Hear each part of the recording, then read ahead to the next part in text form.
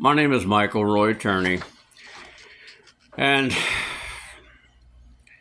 it appears that media is not through with cashing in on this soap opera, as the rumors fly about Netflix doing a alleged documentary, which ABC and NBC have already profited from, as well as Sarah, and increased their ratings, as well as Sarah and her fame.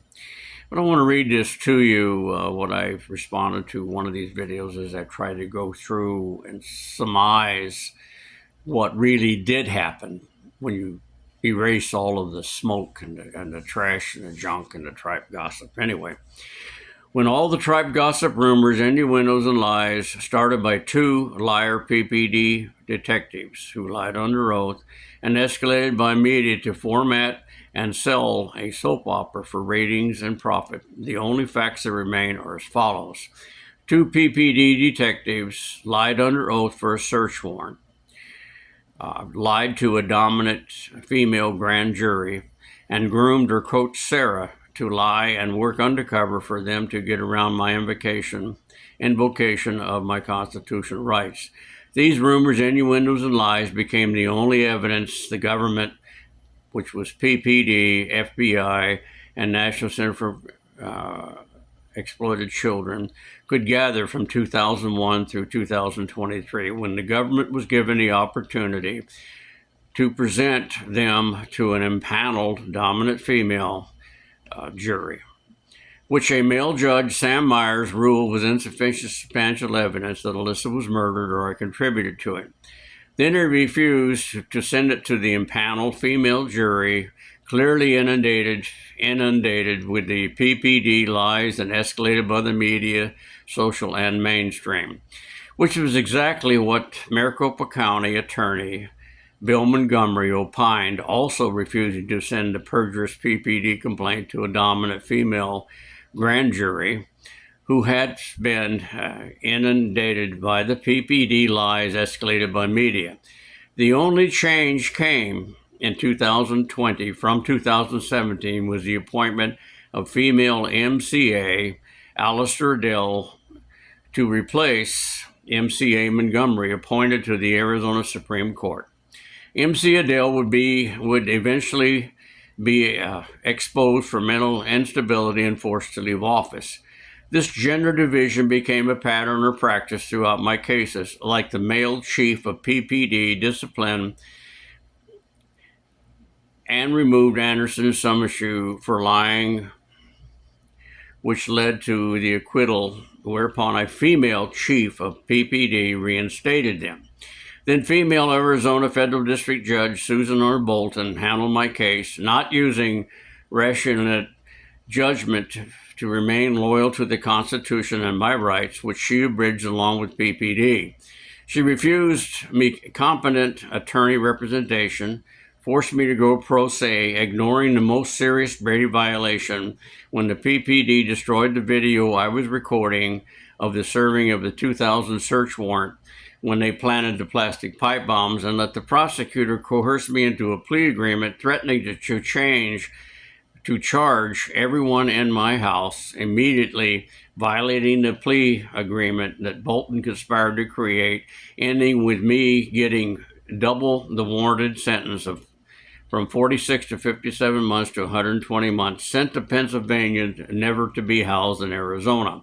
A textbook railroad job motivated by either female emotional hysteria or by payback for Clinton appointment of his loyalty to union campaign finance donations when he dismissed labor racketeering charges against Arthur Collier, who was involved in the labor racketeering I reported to my Congressman Bob Stump.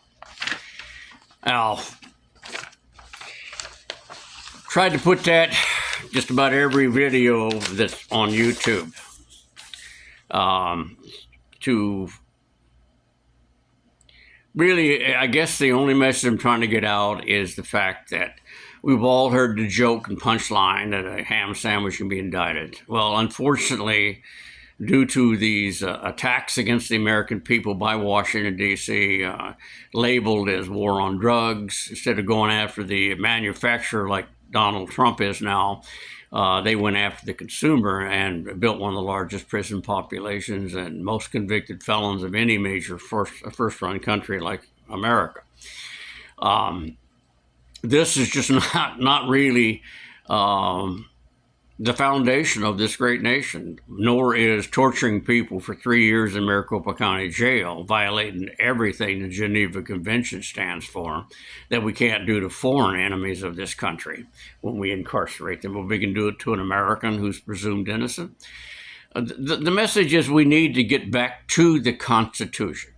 Not the perception of the Constitution you're being told by mainstream media, Fox and ABC, and their perceptions, which is nothing more than talking points of the multi-billionaires who own both of those companies and keep inundating us with all this political BS so that these people can get in the people into office they want to represent either the Republicans or the Democrats or the blues or the reds or the purples or the pinks or the ancient aliens or whatever God name they want to come up with.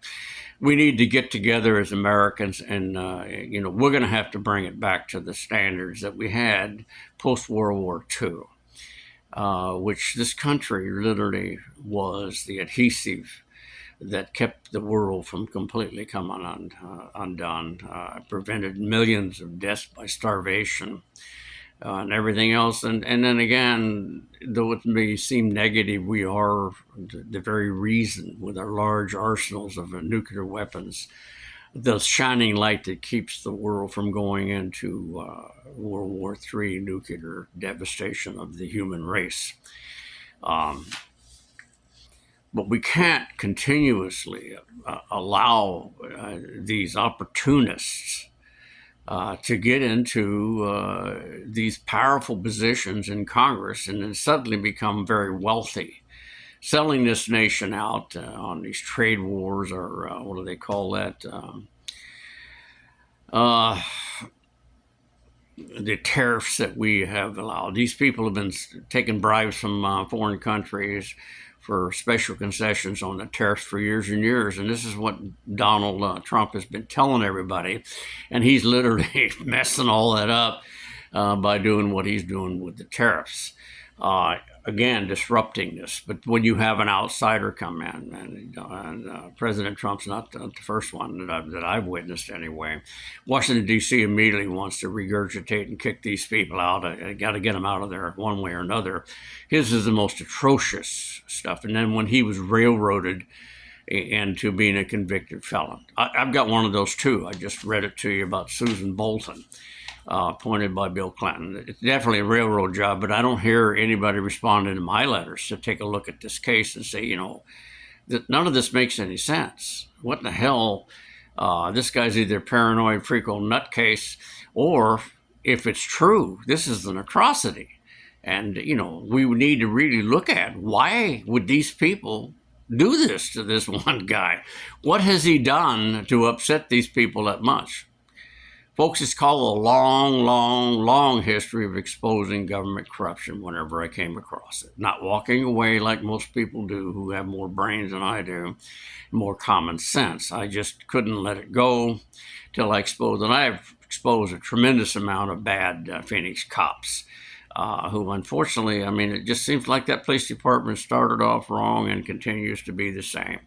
Because a lot of the old timers are preaching the old philosophy created or exposed in the United States Supreme Court decision, Miranda, to get around the civil and constitutional rights of any citizen you assume committed a crime.